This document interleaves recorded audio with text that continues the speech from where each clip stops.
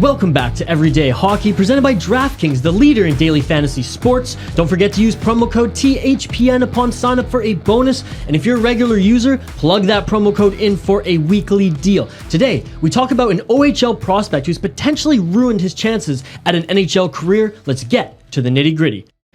All right, Dylan, Frank Seravalli of Daily Faceoff recently reported on a story about a young OHL prospect, Logan Mailloux, who was involved in a sexual misconduct case overseas while he was on loan to a Division III Swedish league playing with SK Lejon. Yeah, Isha, we've said it before on this channel. Not every video we necessarily want to talk about the topic. This is a tough one, but we feel like we should highlight it, especially this week with so much news going on in the NHL. We felt like this was an important story. Especially with the draft upon us as well. Absolutely. So this kid, he's a Toronto Marlboros and London Knights product. He's only played 4 games with the London Knights, and he was projected to have an unbelievable junior hockey season. COVID-19 obviously put a stake in that, and a ton of players who were supposed to play in the OHL played somewhere else, whether it was Junior A, Junior B, or loaned overseas, and that was the case with Logan. Let's just dive into the actual case here, Dylan. Yeah, so it's a tough one, like we said before, so we're just going to break it down real quickly. So essentially,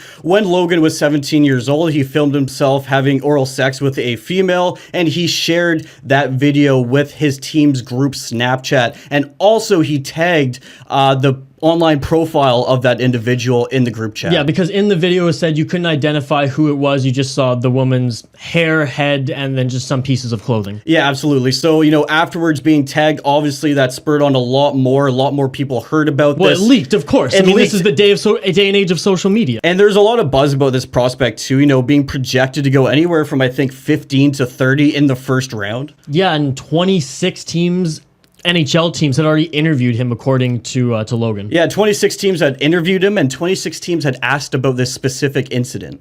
Which is insane. And now, reported by Frank Seravalli, there's a bunch of teams, I'd say more than half of the teams on that list that he actually met with, who they've tagged him as a no draft player, that they're not going to go down this road at all. Yeah, there's a number of teams that just won't touch it. I mean, the Toronto Maple Leafs being one of them reported. Chicago Blackhawks, I don't think we need to dive into that situation. It's pretty obvious why they wouldn't want to touch this player. I want to read one quote, though, from personnel from an NHL front office.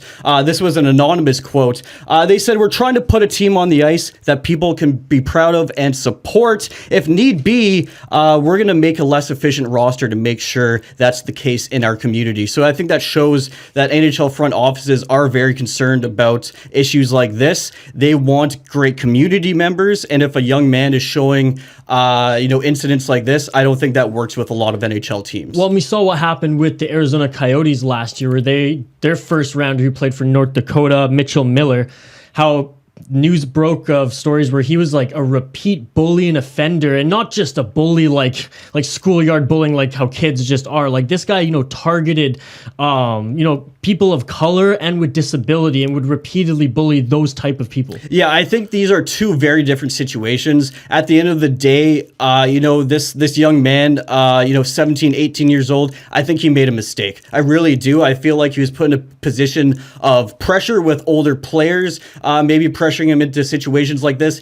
It's still wrong. He should deal with the consequences and pay for it. But, going back to the Arizona Coyotes prospect, it's different. You see a tendency of, these kind of actions over the years. Repeat offender, and you can't have that in your organization when things probably aren't going to change. Talking about the pressure that Logan felt in the article that Frank Seravalli wrote, because he was an open book with Frank and actually gave Frank full access to the entire story and the details to it, and he was quoted saying that he did feel pressure in that environment with that group, and that the video, as disgusting as this may sound, was a trophy to impress his teammates. Now, for me, it's like, there's veterans in this group, and sure, maybe hockey culture pressures young men like that, and I don't deny that for a second, but you'd think that the kid who's a first round projected draft pick would be surrounded by people, advisors, friends, and family who would just teach him that's not okay to do a prank, maybe if it's even an edgy prank, but to kind of gain the locker room respect with that, not with something as terrible as this. Yeah, we really want to see that change in hockey culture, and I think it's becoming less and less prevalent, but it still is obviously out there. Another chapter to this story, he did apparently meet with the victim afterwards, and she voiced that she wanted to basically ruin his NHL career at that point. Now, I'm not going to place blame on anybody. I think at the end of the day, we're talking about two 18, 19-year-old kids. I think that there's going to be mistakes on both ends. I think she's probably going to take a step back and look at this and deal with it properly rather than going, through the online channels. It's going to be interesting to see how the entire situation is dealt with at the end of the day. We talked about consequences, and like I said at the start of the video, this kid's consequence may be that he may never have an NHL career. Yeah, absolutely. There's potential for that, but let's hope that he can maybe turn things around. Yeah, absolutely. One last thing I want to pose to you and the listeners.